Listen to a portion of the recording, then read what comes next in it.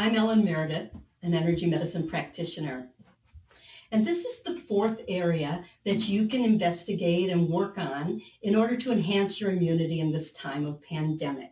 It's called strengthening protections. Of course, we want to feel protected. We want to feel safe, and we want to feel like the virus, even if we come in contact with it, won't come in. It just can't get in. So how do we put some kind of protection around ourselves? This first exercise is called a SMART filter. The aura is your energy field. It's like I have said, it's like the environment of the earth. And on the edge of your aura, you have a filter. And it's called a SMART filter because it is smart. It can learn. And that filter ultimately is the first and last defense to decide what comes in and what stays out. So if your SMART filter is really strong and really robust, it will just bounce those viral drops off and kill them before they reach the earth, as they come through the atmosphere before they reach your earth. And so we all want to have a very strong SMART filter. And it's so smart that if something does get in, it can take that energy, to suck it right out and spit it out. This doesn't belong. This is me. This is not me. This can come in. This stays out. It's a part of your gatekeeper, the SMART filter.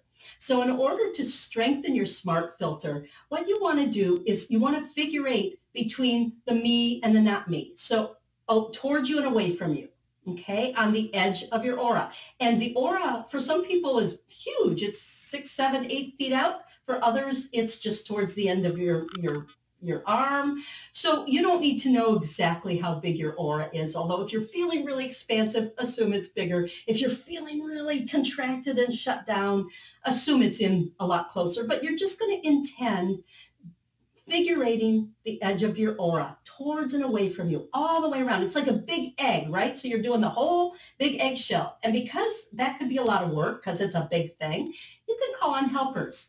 You can call on elves or fairies or ancestors or, tree spirits, whatever you want. I used to call on the UPS guys, but they're really busy delivering packages right now. So I don't call on them to do my SMART filter at the moment. But you can call on whoever you want to call on to strengthen this SMART filter. And if you put a color in it, it acts almost like a disinfectant or something. So, and I don't recommend white, because white is what lost souls go towards, and you don't want to be the place those lost souls attach. So if you want white, put a tint in it. But it's like an outfit. I choose what color feels the most protective in a particular moment or a particular day. I usually do this once or twice a day whenever I feel a need to just strengthen my first line of defense and keep it strong. And again, it's part of your gatekeeper. It can learn. So the more you do it,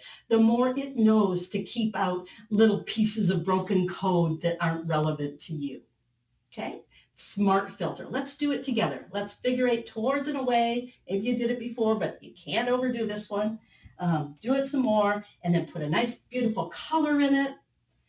You can figure eight the color in, or you can just spread it like paint afterwards, and then feel how much stronger your field is with an edge to it, with a containment to it.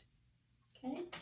Now, we don't just protect from outside. I mean, that's one aspect of protection, but another aspect of protection is being true to your own self, being true to your own energetic vibration. And when I'm out and about, I'm very sensitive to other people's energies. I can easily forget who I am. I can easily forget my truth. I'll be hanging out with people and they'll say, oh, I'm going there. And I'm thinking, oh, I'll go too. And I'll forget, oh, wait, that wasn't my agenda. That wasn't what I needed to do. I just lose it. So one of the ways that you can strengthen is using either your core note, your core shape, or your core color. We each have a note, like a note on the musical scale, that corresponds to the grid, the deepest energy system inside us, okay? And it's different for each person. And although there's 8 notes on the scale, so everybody who's got something around A will have a similar vibration core note, there's all different gradations of those. there's a couple ways to find the core note. And the one that I usually use with clients is I just ask them to sing the note that's most comfortable for them to sing. For about 75% of the people, that'll be their core note. And if they like it, even if it's not the core note, it will help bring you home. But the core note is a stronger reinforcement from within. Take a second and just sing a note that you feel is the most comfortable for you to sing. And you can just tell your family, ignore me, I'm doing something important. Now we can energy test whether this note is corresponding to your grid or not. You do not have to energy test this. You can figure out what note it is, and over time, see if you keep coming back to it. Over time, you'll figure out what your core note is. But if you want to energy test, there's a couple different ways you can do it. In my book and in Eden Energy Medicine, we teach the pendulum energy test. So you put your arms into your side, you put your hands like this, and you just go forward or back and just see whether you fall forward or back. So I might say, my name is Ellen, and if I fall forward. And if I say, my name is Murgatroyd, I fall back. There are videos on YouTube that will show you how to do the pendulum self-test. So look them up. You can learn if you want to use that. For some people, that's too vague. And for them or for you, you may want to use a jug. And I got a jug filled with water here, and it's just heavy enough that I can lift it. So if I say, my name is Ellen, I can lift it. If I say, my name is Murgatroyd, it's harder to lift. In fact, I can't lift it. Your body will fund something that is energetically true, and it won't fund something that isn't true. Okay. To find your core note, you're going to put your hand on the left pelvis, on the left side in front, on the hip, and the left shoulder. And it is the left, not the right side. So make sure it's this left, okay? And if you're doing the pendulum test, you just do this and sing the note you're most comfortable singing. And you will notice I fell back. With this test, the correct answer is falling back. Say I sing another note. I fall forward. And I fall forward again. You fall back for the note that's your core note, and you fall forward for all other notes. And this seems counterintuitive, like isn't forward strong and back weak? No, for certain energies, when we're dealing with the deepest energies at our core, with the grid, when we encounter something that brings awe to our nature, we tend to fall back. So this is one of those weird ones where the test goes back. Again, the test gets weaker or harder to do. So I'm going to touch here. I'm going to really focus in, and then I'm going to very quickly try to lift.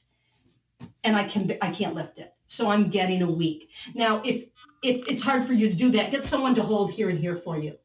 And then you can do the lift on your own.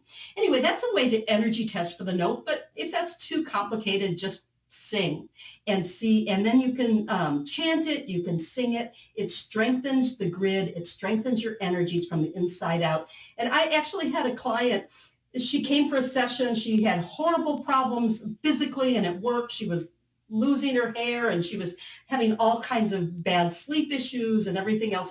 And she didn't have time to learn a lot. So I taught her core note. And then I didn't see her for about 6 months. And when she came back, I said, did we do something wrong? And she said, no, that core note worked. I used it for everything. All my health problems went away. She had found the right tool for the job. And this one is a very powerful tool. So play around with it.